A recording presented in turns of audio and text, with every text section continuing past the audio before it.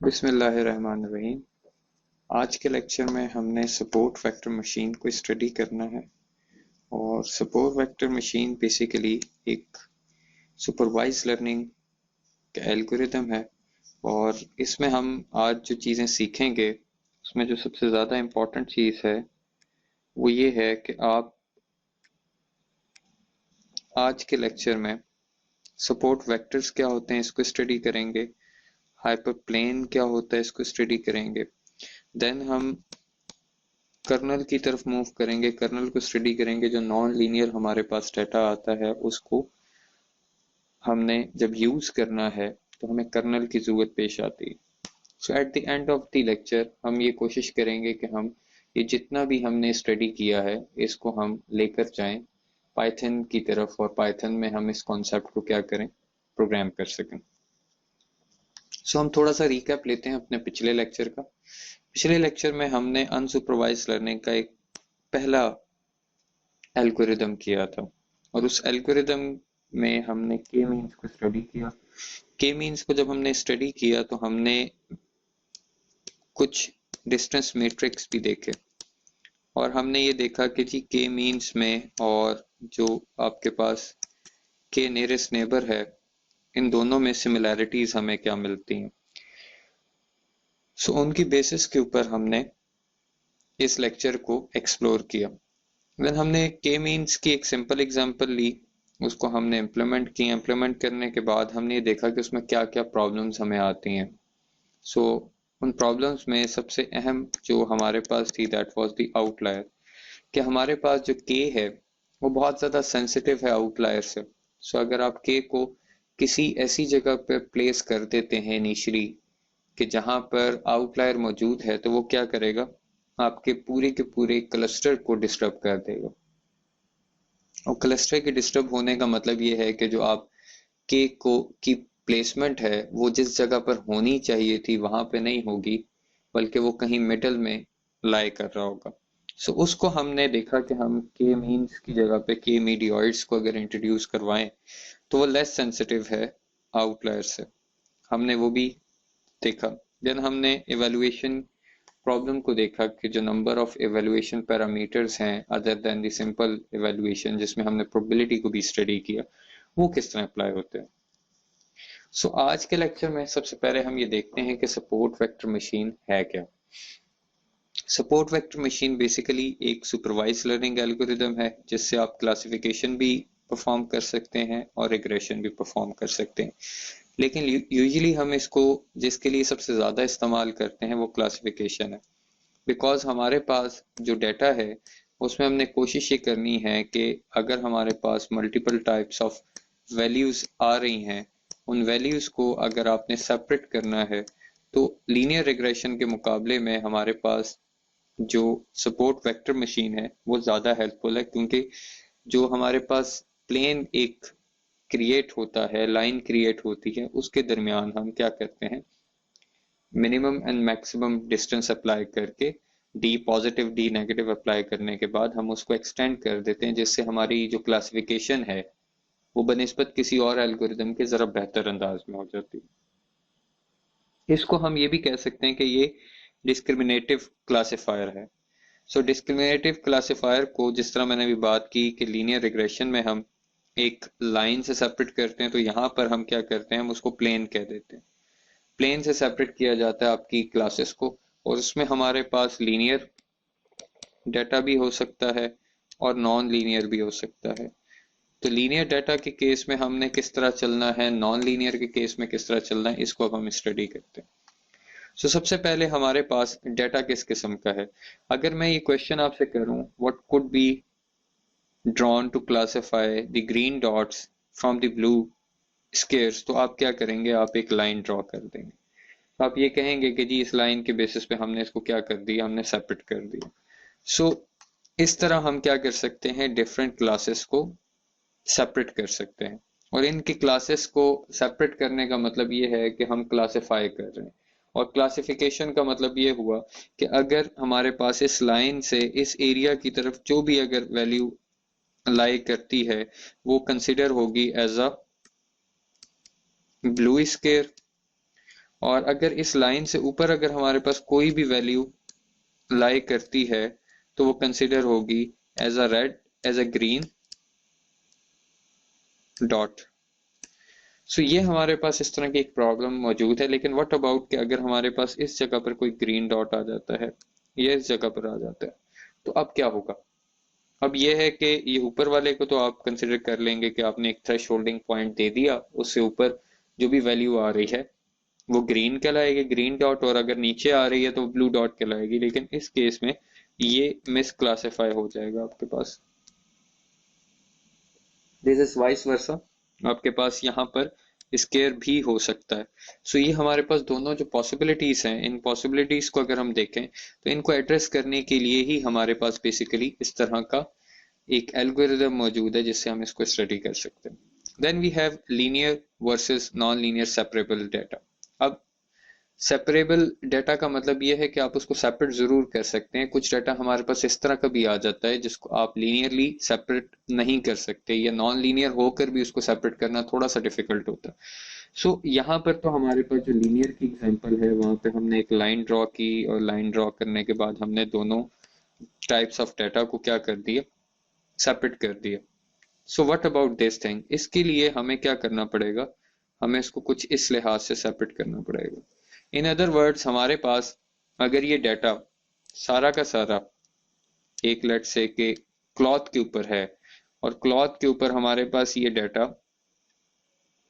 जो आपके पास inner values हैं वो यहाँ पर आ गई, सर्कल के अंदर जो आउटर्स वैल्यूज हैं वो यहाँ पर आ गई।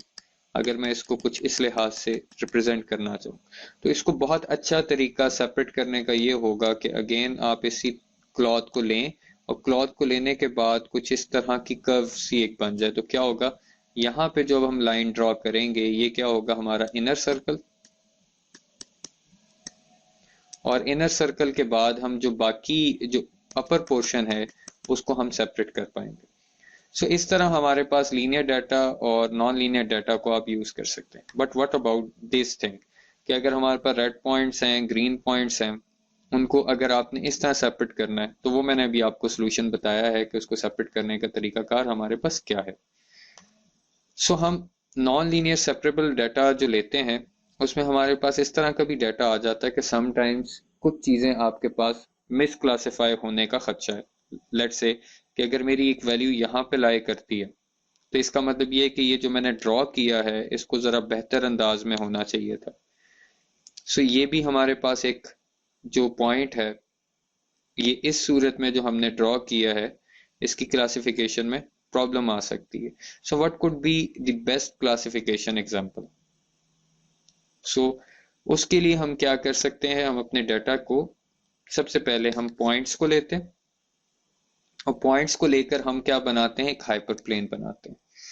सो hyper plane is different from a single separable line. Hyper plane में क्या होता है कि एक आपके पास यहाँ पर मिनिमम वैल्यू आ जाती है, और एक आपके पास लेट्स से मैक्सिमम वैल्यू आ जाती है। There is a positive distance and there is a negative distance. तो आप क्या करते हैं, दो जो एक्सट्रीम वैल्यूज आपके पास आ रही हैं उनके दरमियान आप डिस्टेंस कैलकुलेट करते हैं।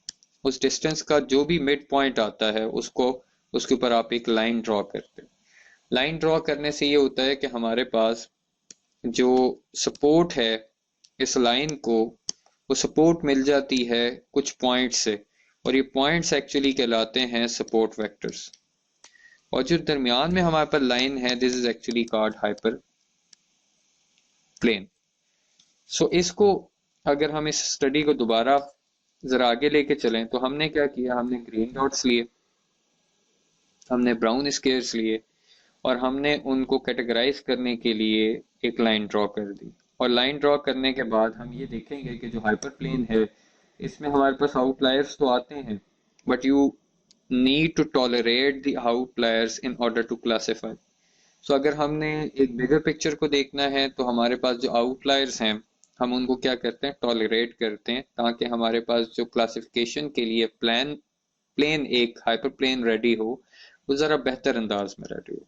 सो हमारे पास एक और प्रोसेस है जिसमें हम कहते हैं कि जी हम रेगुलराइज कर सकते हैं उसको। So this is the best way to separate the line. अगर हम इसको देखें तो हमारे पास एक इस तरह की लाइन हो सकती है जिसकी इस साइड पर अगर आप देखें आपके पास तमाम के तमाम ग्रीन डॉट्स आ रहे हैं और यहाँ पे आपके पास ब्राउन स्केयर्स आ रहे हैं। बट प्रॉब्लम क्या है? प्रॉब्लम ये है कि इस तरह की लाइन को अगर आप लेके चलें तो ये बहुत ज़्यादा डिफ़िकल्ट है कि आप इस तरह के मॉडल को ट्रेन कर सकें, because it's not a straight line. So हमारे पास इस केस के लिए रेगुलराइजेशन के लिए कुछ पैरामीटर्स हैं। We actually consider the trade off between bias and variance.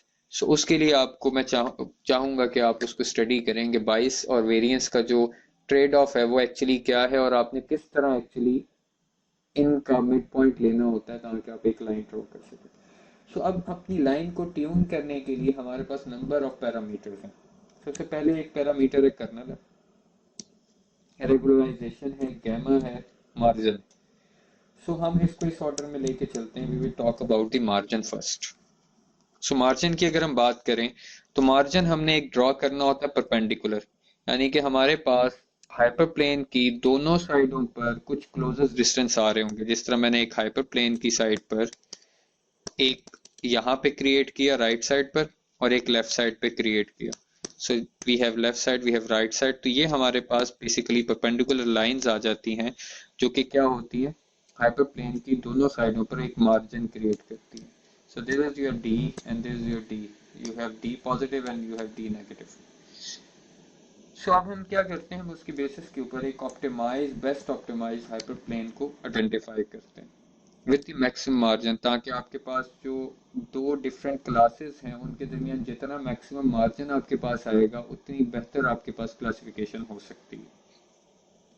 और जो हमारे पास क्लोजेस्ट पॉइंट्स हैं वो हम जब भी कैलकुलेट करते हैं वो कैलकुलेट करते हैं based on the support vectors. So अब हम इसको देखते हैं कि जो सपोर्ट वेक्टर की हम बात कर रहे हैं एक्चुअली वो क्या है। जो हमारे nearest to hyperplane data points होते हैं, यानी कि अगर हमारे पास हाइपरप्लेन ये है और उसके बाद आपने एक डिस्टेंस क्रिएट कर दी, तो जितने भी हमारे पास डिस्टेंस की क्रिएशन के लिए पॉइंट्स आएंगे वो हमारे क्या कहलाते हैं, सपोर्ट वेक्टर्स कहलाते हैं। ये भी हमारे पास सपोर्ट वेक्टर है और ये दोनों साइडों के सपोर्ट वेक्टर्स हैं। सो अगर हम इनको रिमूव कर दें तो हमारा हाइपरप्लेन क्या हो जाएगा, उसमें भी हमें थोड़ी सी चेंजेस आएंगे। सो अब हाइपरप्लेन एक्चुअली आपकी क्या बन जाती है, देन डिसीजन लाइन बन जाती है। आपने इससे पहले भी लाइन ड्रॉ की है लेकिन उसमें क्या होता है कि हम एक पॉइंट और दूसरे पॉइंट के दरमियान इवेलुएट करके एवरेज पोजीशन नहीं निकालते, हम सिंपली एक लाइन ड्रॉ करते हैं। सो यहाँ पर ऐसा नहीं है, यहाँ पर जब हम मार्जिन कैलकुलेट करते हैं और मार्जिन कैलकुलेट करने के बाद जब हम लाइन ड्रॉ करते हैं तो उससे हमारे पास जो एक बाइनरी क्लासिफायर क्रिएट होता है that is more powerful than simple linear regression. So इसलिए हमारे लिए सपोर्ट वेक्टर्स जो उनसे हैं उनको इंट्रोड्यूस करवाना बहुत ज़्यादा ज़रूरी है। सो अब इस एग्जांपल को देखें, ये एक हमारे पास एग्जांपल है और ये जो डाटा हमारे पास है that was non linearly separable data. So इसमें हमने इंटेंशनली कुछ पॉइंट्स ऐसे थे जो यहाँ से रिमूव किए हैं। सो यहाँ पर थे और कुछ यहाँ पे थे, ताकि आपको ये समझाया जा सके कि जब हम सपोर्ट वेक्टर्स की बात करते हैं तो सपोर्ट वेक्टर्स कौन कौन से हैं। सपोर्ट वेक्टर्स में हमारे पास वो क्लोजेस्ट वैल्यूज आ जाती हैं जो हाइपरप्लेन के बहुत ज़्यादा करीब है। सो ये भी एक बेसिकली एक सपोर्ट वेक्टर बनता है। सो इन वैल्यूज के दरमियान अगर आप देखें एक लाइन अगर आप ड्रॉ कर रहे हैं तो this line is actually the average between two distances.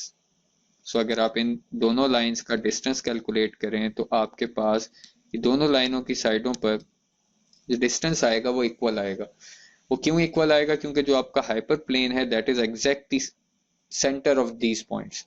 सो इसलिए हम ये कहते हैं कि ये हमारे पास ऑप्टिमल सेपरेटिंग हाइपर प्लेन है। अच्छा, अब हाइपर प्लेन की अगर हम बात करें, अगर वहां पर 2D इन्वायरमेंट है तो you need a single line, you need one line या 1D प्लेन आपके पास होगा। अगर आपके पास लेट से के 3D इन्वायरमेंट है और आपने वहां पे डाटा को सेपरेट करना है then you need 2D plane. When you have 4D environment then you need 3D plane। so हम जो हाइपर प्लेन का लफ्ज इस्तेमाल कर रहे होते हैं that is specifically for a 3D plane, but चूंकि हमारे पास तमाम चीज़ें सेपरेट करने के लिए प्लेन के तौर पे कंसीडर होती हैं, इसलिए हम जब 2D इन्वायरमेंट में भी अगर उसको सेपरेट कर रहे हों, 3D इन्वायरमेंट में भी कर रहे हों या इवन 4D इन्वायरमेंट में भी कर रहे हों, तो हम उसके लिए लफ्ज हाइपर प्लेन का ही इस्तेमाल करते हैं। सो देन अब हमारे पास कॉन्सेप्ट आ जाता है what is mean by regularization. अब रेगुलराइजेशन की अगर हम बात करें तो हम यहाँ पर स्पेसिफिकली जो हम इम्प्लीमेंटेशन करने जा रहे हैं साइकिट लर्न, वहाँ का हमने एक कॉन्सेप्ट लिया है कि जी आप जो सी को डिफाइन करते हैं उस सी को डिफाइन करने का मतलब क्या है। सी की एक वैल्यू है जब आप अपनी सपोर्ट वेक्टर मशीन को इनिशियलाइज करवा रहे होते हैं, तो तब आप एक सी को डिफाइन करते हैं, गैमा को डिफाइन करते हैं। सो अभी हम सी की बात करें तो रेगुलराइजेशन का क्या मतलब है। सो अगर आप सी की वैल्यू लार्ज ले लेते हैं, तो इसका मतलब ये है कि सी की जो लार्ज वैल्यू है उसका मतलब ये होगा कि जो आप हाइपर प्लेन बना रहे हैं उनके दरमियान जो मार्जिन है वो बहुत कम है। अगर सी की वैल्यू को आप लार्ज लेते हैं तो इसका सी की वैल्यू को अगर आप स्मॉल लेते हैं तो आपके पास जो हाइपर प्लेन के दरमियान जो एरिया आ रहा है वो बहुत ज़्यादा लार्ज होगा। सो इसका मतलब ये है C is inversely proportional to the size of the plane. So hyper plane की बात हो रही है। सो इससे हमारे पास क्या हो सकता है कि अगर हमारे पास सी की वैल्यू बहुत ज़्यादा स्मॉल है तो हम मिस क्लासिफिकेशन कर सकते हैं। और जो दूसरी प्रॉब्लम अगर हो सकती है वो ये अगर हो सकती है कि अगर आपके पास सी की वैल्यू बहुत ज़्यादा लार्ज है और आपके पास हाइपर प्लेन के दरमियान मार्जिन बहुत ज़्यादा स्मॉल आता है, तो इसको हम कहेंगे कि जी हमारे पास एक्चुअली ओवर फिटिंग की प्रॉब्लम आ गई है। यानी कि हमारे बहुत सारे पॉइंट्स ऐसे हैं जो मिस क्लासीफाई हो रहे हैं। That could be a case due to the outliers, ये भी हो सकता है, लेकिन हमारे पास जो ओवर फिटिंग की प्रॉब्लम है इसका मतलब ये कि वहाँ पर क्लासिफिकेशन में बहुत ज़्यादा प्रॉब्लम्स अकर हो रहे हैं। Then we have another problem that is under fitting. इसका मतलब ये कि आपका जो सिस्टम है उसकी ट्रेनिंग के इश्यूज आ रहे हैं in both overfitting and lower under fitting.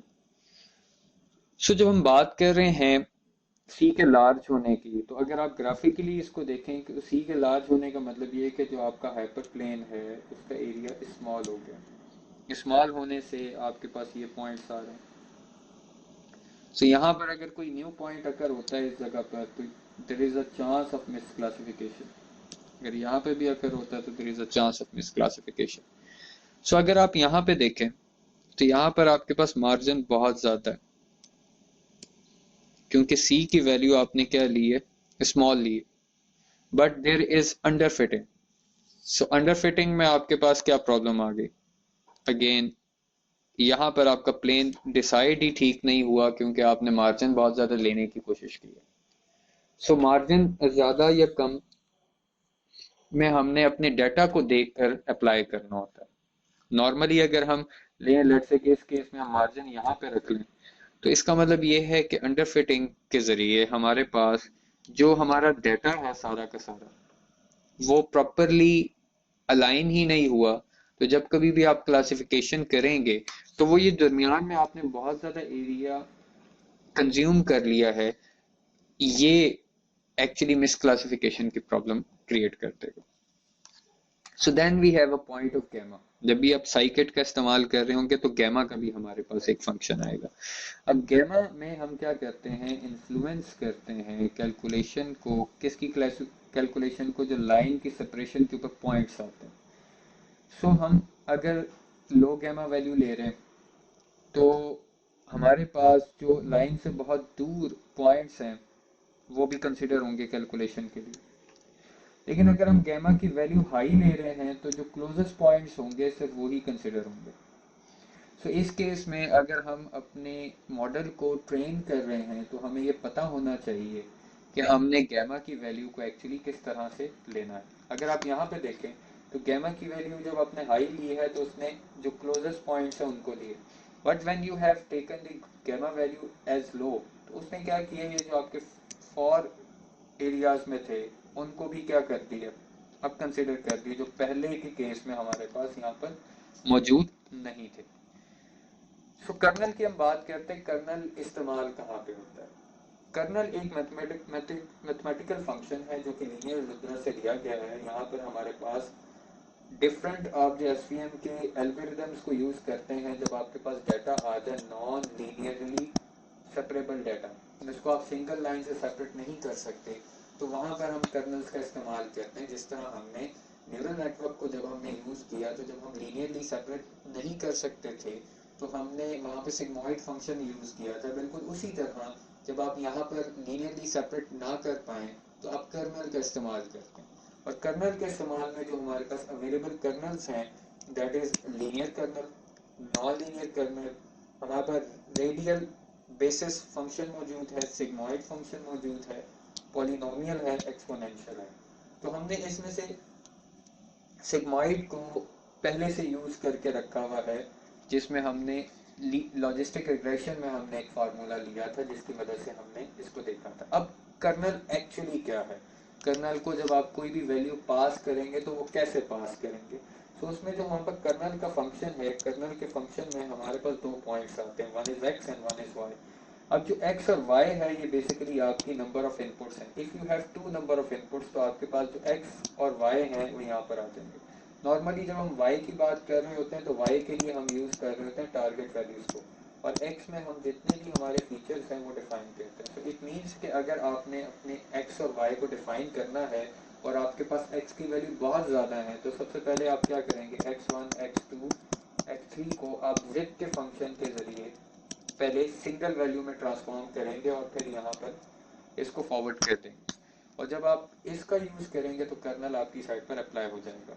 अब इस सारे का डिसएडवांटेज क्या है जो हम ये लेके चल रहे हैं। तो पहली बात ये कि अगर आपके पास लार्ज डाटा सेट है तो आपके पास ट्रेनिंग टाइम क्या होगा, बहुत ज़्यादा होगा। सो अगर हमारे पास लार्ज डाटा सेट है तो वहाँ पर हमने ट्रेनिंग को कंट्रोल करना है, तो उसके लिए हमें क्या करना पड़ेगा, अपने कर्नल्स का इस्तेमाल जो है वो बड़े ध्यान से करना पड़ेगा।